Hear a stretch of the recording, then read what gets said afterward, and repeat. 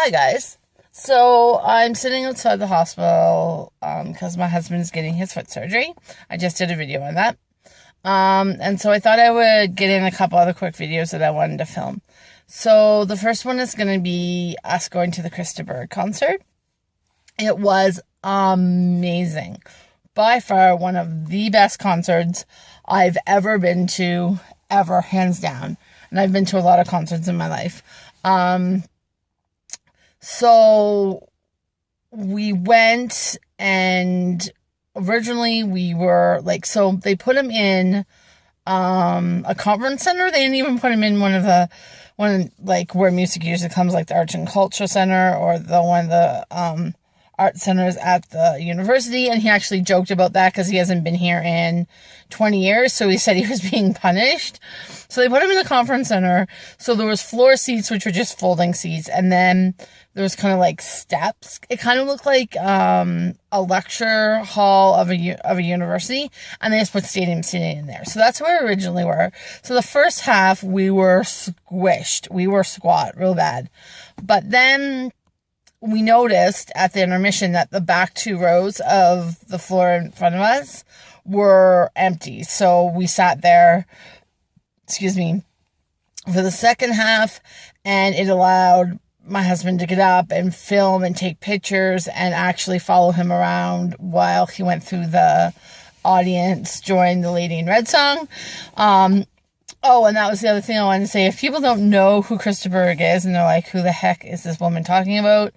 If you know the song Lady in Red, it's been in, I don't know how many movies, and TV shows. He's the one that sings that. The other song that's really popular is Ship to Shore, which has been in a few movies as well.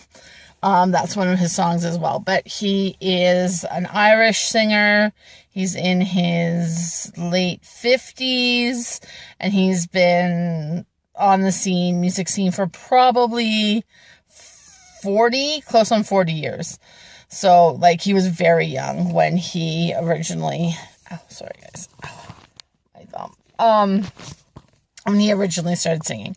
So anyways, when he sang Lady in Red, Brad actually followed him, so we got the whole thing taped, and it was really cool because he came out into the audience, and every woman that was wearing red, he hugged, quite literally.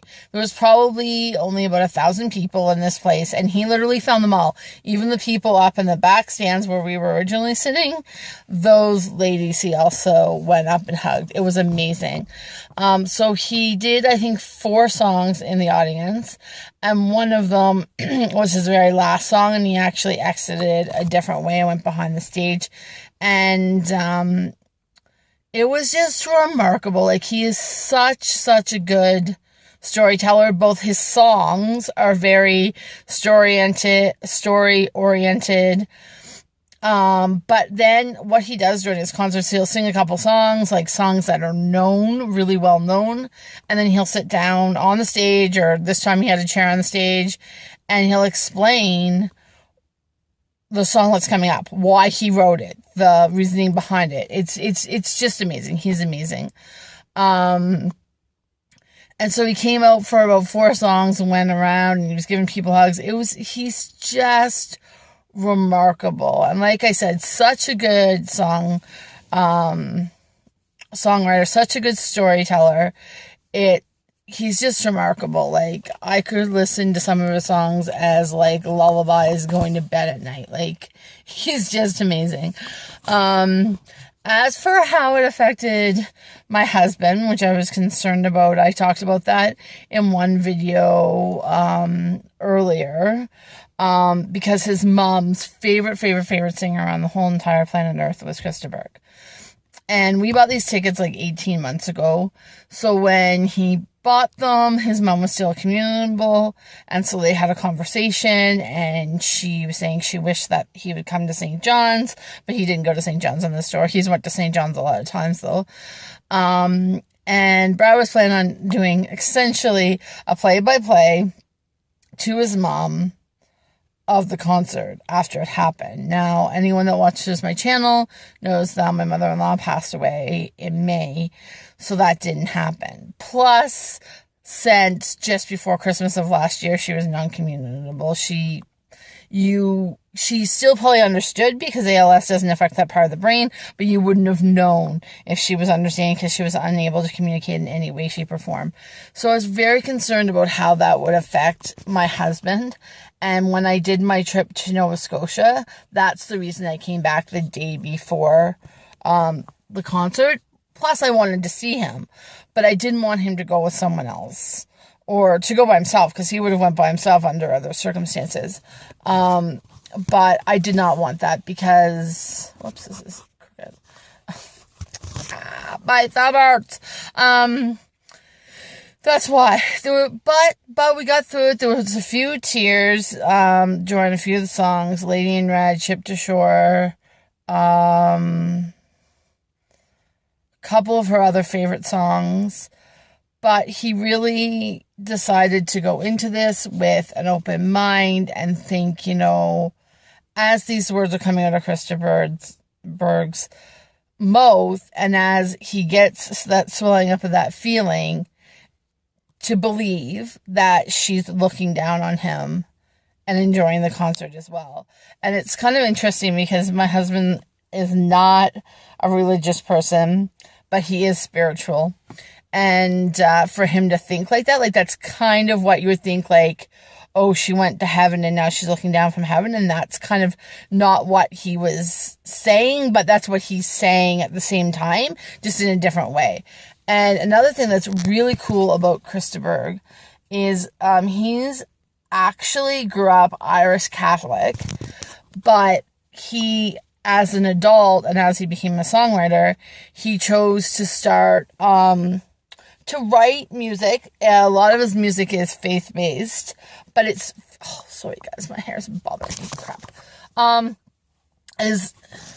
His music is faith-based, but not religious-based. So he does talk about heaven and hell in some of his songs. He does talk about, he does have songs where he talks about the Lord, but his songs are more based around spirituality and inspiring people. He has a couple of songs that are about the military, and oh my goodness, every time I hear them, I cry about military sacrifice, and not just the men and women that sacrifice are not just the men and women that died on the fields. The men and women that come home and deal with stuff like PTSD and having a hard time integrating back into their family and society and all those things, they've also paid the ultimate price as well, because their life will never be the same.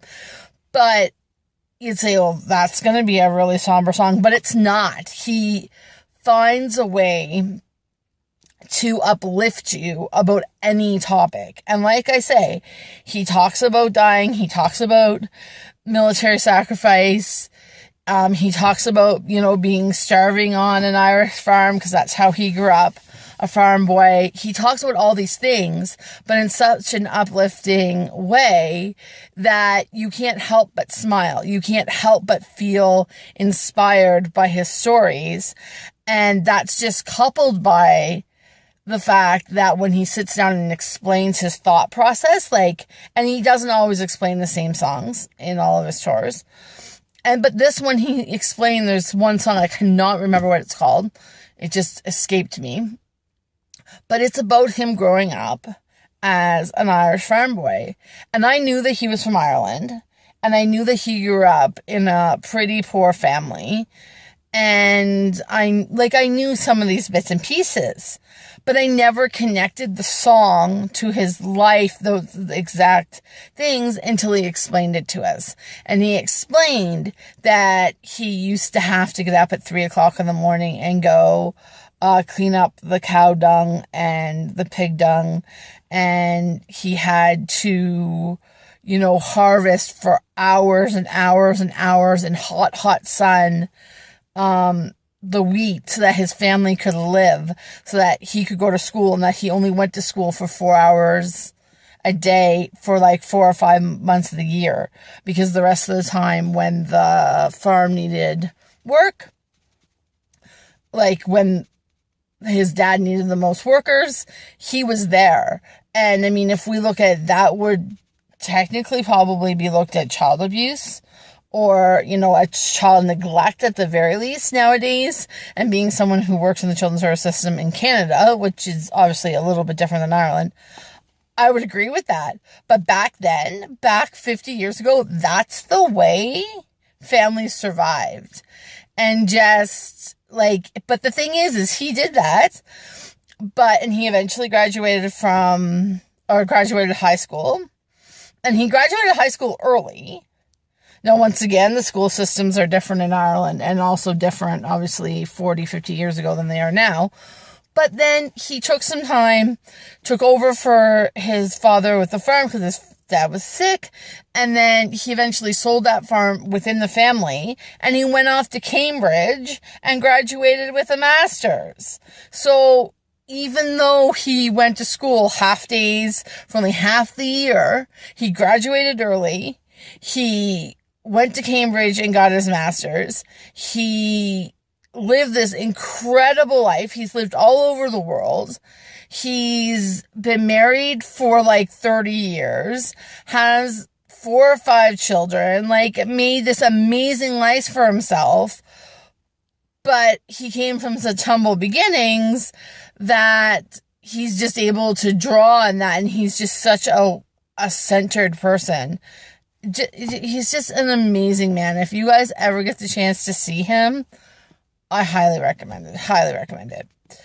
So yeah, I just wanted to, I had said in my video that I did about, when I was going away and when I was coming back, that I would do a video about this and about our actual concert. And it's been a couple weeks, but with Brad's foot and a couple other things going on, I didn't get to it, but I thought now that I had some time, I would do it. So if you like this video, give it a thumbs up. If you have any questions, leave them in the comments below. And please remember to subscribe, and I'll see you guys in my next video. Thanks, guys. Bye-bye.